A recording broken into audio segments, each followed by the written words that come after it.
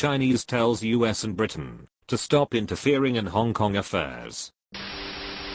This within a week of them threatening the Swedish government over attending a prize ceremony that honors Gui Minhai, a Swedish author they kidnapped and jailed in China. Lol. He was kidnapped in Thailand and turned up in mainland China, and Thailand had no record of him leaving the country. If you've ever been to Thailand, you would understand why they aren't great at record keeping. Ain't nobody got time for that. So I'm impressed. Phuket, I'll join in with the puns. How the Muay Thai have fallen. So. HK won't go silently into the night, I suppose. It is still in flames. Literally in flames. Weird how it went from peaceful protesters in groups holding signs to literally fighting HK police on a daily basis. Not saying it's the protesters' fault at all, it's just crazy how it escalated, and likely will escalate further. Also, all the foreign students stuck in HK now, because of the crackdown on schools, reading a post from a Canadian stuck there, and pleading for his life, and still there is no international support or any sanctions, just baffles me. Those who make peaceful revolution impossible make violent revolution inevitable. With what? Bows against tanks? Welcome to the post-revolutionary era. Bows and bricks are the waning part of the peaceful part. Now we are seeing Molotovs and catapults. So the police push, most people run, but they see more fellow protesters being brutally pummeled. More protesters get absolutely livid. How about China stops interfering in HK affairs? Would be awesome and all stuffs would be fine. Xi Jinping certainly isn't doing a good job. China is more and more hated all over the globe. China is more and more hated all over the globe. According to LeBron James, all these people are just misinformed about what a sweet, cuddly teddy bear China is. And how right he is. Also, if you would like some nice, fresh human organs, I know a guy. The problem with getting your organs from China is you want more organs an hour later. Goodness. You just made me laugh out loud in lecture. Thanks for that. A matter of internal security, the age-old cry of the oppressor. The first duty of every Starfleet officer is to the truth. Whether it's scientific truth or historical truth or personal truth.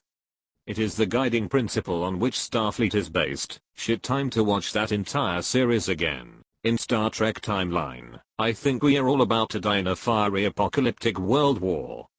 That was supposed to happen in the 90s. 2026. Oh, so we are right on schedule? Feels like we are a little early.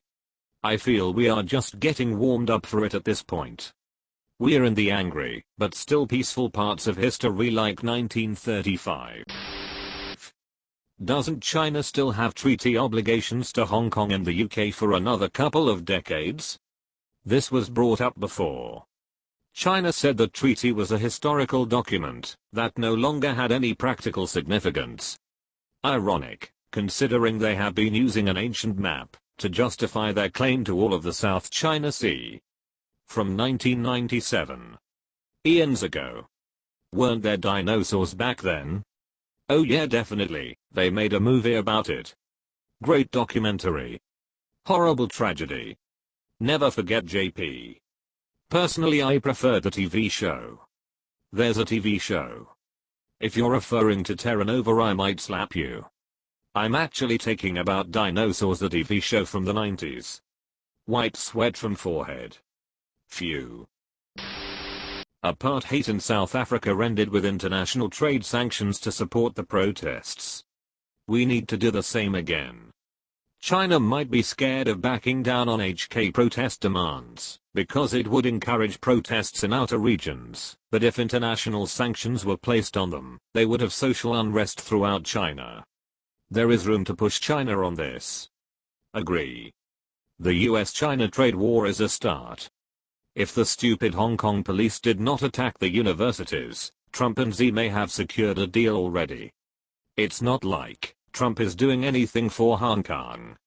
He'd gladly throw them under the bus for an even slightly better deal. He is even actively not doing anything about Hong Kong. Yeah, he offered to ignore Hong Kong as a bonus, to get what he wants in trade negotiations. Oh hi Mr. Propaganda.